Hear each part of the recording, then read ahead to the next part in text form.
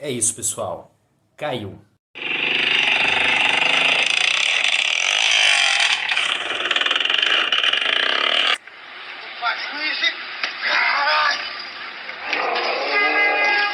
Isso mesmo, Roma caiu.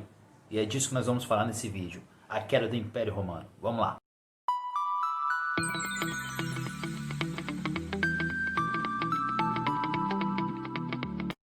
Bom, antes de tudo nós temos que falar do contexto. E tudo é contexto em história. As decisões humanas, os fatos, os processos, todos eles dependem de uma determinada época. E que época é essa época vivida pelo Império Romano? Havia lá uma desigualdade grande, fruto da má distribuição de terras, que é um paradoxo, porque Roma faz guerra, conquista muitas terras e mesmo assim há uma concentração de terras nas mãos de poucos proprietários. Havia um grupo grandioso, que era o grupo da plebe, que passava muitos deles por problemas econômicos. Havia plebeus com uma condição financeira um pouco melhor, mas a maioria dos plebeus tinha problemas econômicos. Os patrícios formavam a elite, os privilegiados, os com mais recursos em Roma, e havia também os escravos, muitos deles prisioneiros de guerra, além também dos escravos por dívida. Os escravos compunham aí grande parte da mão de obra em Roma.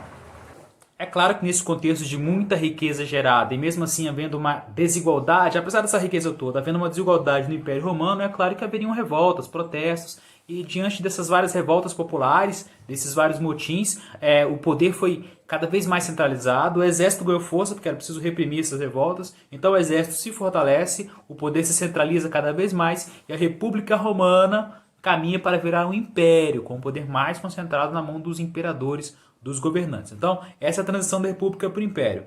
Roma poderosa economicamente, mas com problemas internos e por vários motivos para apaziguar a segurança interna, o poder foi centralizado e a República virou Império. Tem uma fase que é a fase do Alto Império. O Alto Império foi na virada do antes de Cristo para o depois de Cristo. Você tem 400 antes de Cristo, 300 antes de Cristo e vem, né? 100, 90, 50 antes de Cristo, até que chega a hora que tem uma virada e aí começa os anos depois de Cristo, que a gente nem coloca o DC. Nós, por exemplo, estamos no ano 2020 DC, mas nós não usamos o DC. Então, se nós estamos no ano 2020, teve ano 10, ano 100, ano 1, ano 2, ano 3. E a Pax Romana, o Alto Império, foi nessa virada do antes de Cristo para o depois de Cristo. Nessa época ocorreu a Pax Romana. Havia poucas guerras do Império Romano, uma paz interna. É claro que havia um ou outro conflito, ou um ou outro protesto, mas as grandes guerras em geral, elas se encerraram nessa virada do antes de Cristo para o depois de Cristo. Inclusive é no ano 120 depois de Cristo, quando era o imperador Adriano, que o Império Romano atinge sua maior extensão. A maior extensão que Roma já teve foi no ano 120 depois de Cristo, e o imperador dessa época era o Adriano. Por isso que o Adriano, Didico, né, jogador do Flamengo, quando ele estava na Inter de Milão, por ser Adriano, ele era chamado de o Imperador e ficou até hoje Adriano o Imperador. Bom, e se tem Alto Império Romano, tem também o Baixo Império Romano. Durante o Baixo Império, menos guerras estavam acontecendo, como eu falei, muitos motins militares acontecendo, muitas revoltas internas, enfim. Roma começou a passar por muitos problemas durante o Baixo Império.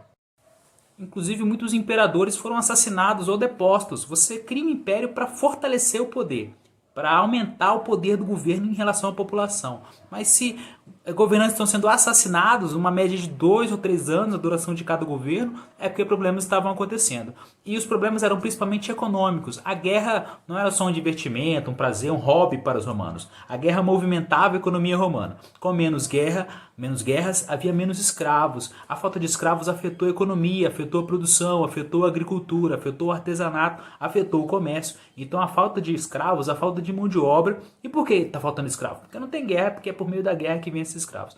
Então, a falta de guerras e a consequente falta de escravos afetou a economia romana e foi fundamental para essa crise ali por volta do século III, a partir do século III. Começa então o processo de ruralização. O que é isso? Interiorização. Muita gente sai das cidades principais do Império Romano, da própria cidade de Roma, e rumam para o interior em busca de trabalho. Isso fortalece a figura dos grandes proprietários. Então, durante o Império Romano, ocorreu aí nessa crise do Baixo Império uma ruralização da economia. Isso é super legal para você analisar, porque quando você fala lá na frente de feudalismo, que depois que o Império Romano cair, começa a Idade Média e se constrói gradativamente o feudalismo.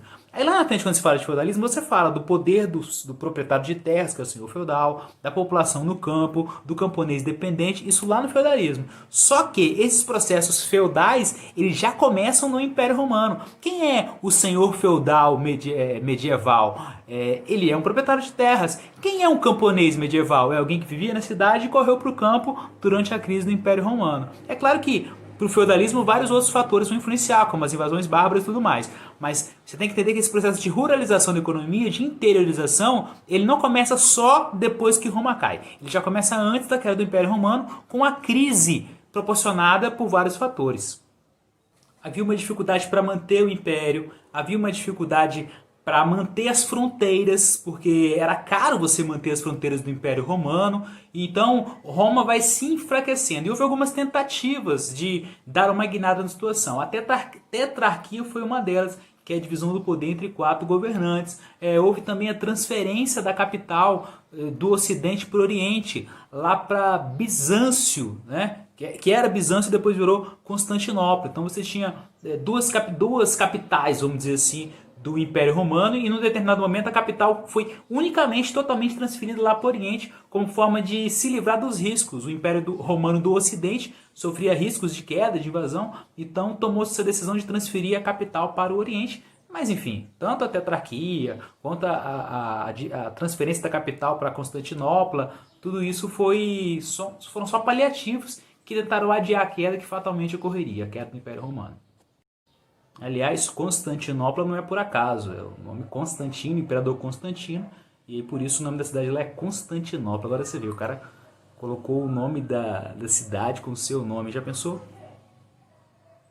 Brunópolis? Brunolândia? Brunocity, gostei, Brunocity.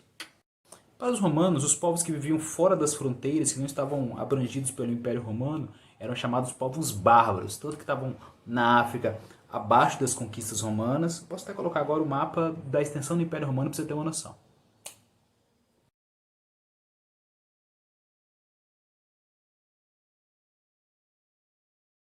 Então, os povos que estavam abaixo desse limite na África ou acima dos limites do Império Romano na Europa, esses povos eram considerados povos bárbaros, não estavam civilizados na visão dos romanos, né? Nós vamos chamar aqui esses povos que ficam lá na Europa, acima dos limites do Império Romano, de povos germânicos. Aí você pode citar alguns exemplos, posso citar alguns exemplos aqui, né?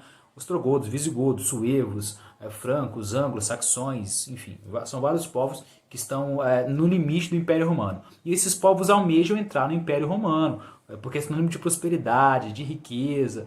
Era a meta para muitos desses povos invadir o Império Romano. E aí, diante da dificuldade de Roma para manter a fronteira segura, essas invasões se tornaram muito comuns. Inclusive, em muitas partes ocorreram acordos. Os romanos, diante do risco iminente de grandes invasões, os romanos cediam áreas para os germânicos nas proximidades da fronteira. Houve vezes que os romanos contratavam os germânicos, inclusive diante da crise, que Roma estava com dificuldade para manter o exército, porque o exército era remunerado, era o exército mercenário, recebia para desempenhar suas funções. Diante da dificuldade, Roma não tinha condições de pagar o exército mais, e aí Roma acabou contratando povos germânicos para atuar no seu exército. Olha que paradoxal pode parecer no momento, porque talvez você foi ensinado o tempo inteiro de que é romanos versus bárbaros, romanos versus bárbaros.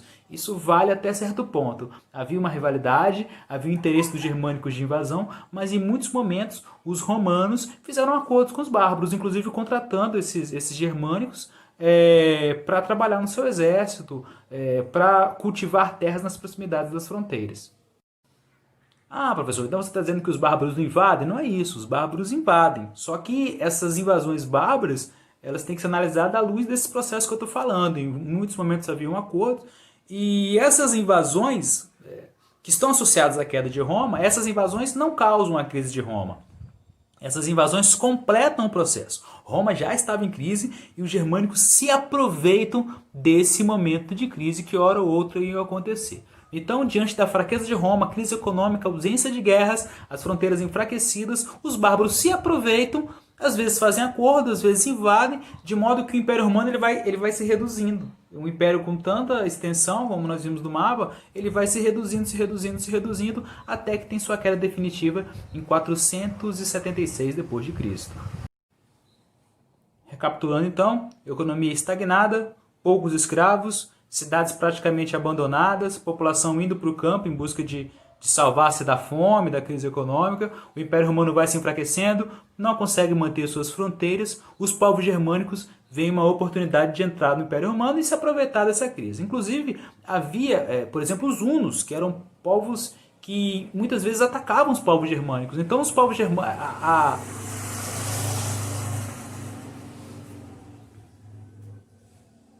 Os hunos, eles pressionavam os povos germânicos. Então os povos germânicos invadiam o Império Romano muitas vezes para fugir dessa pressão dos hunos, que eram povos que constantemente estavam em conflito contra os germânicos.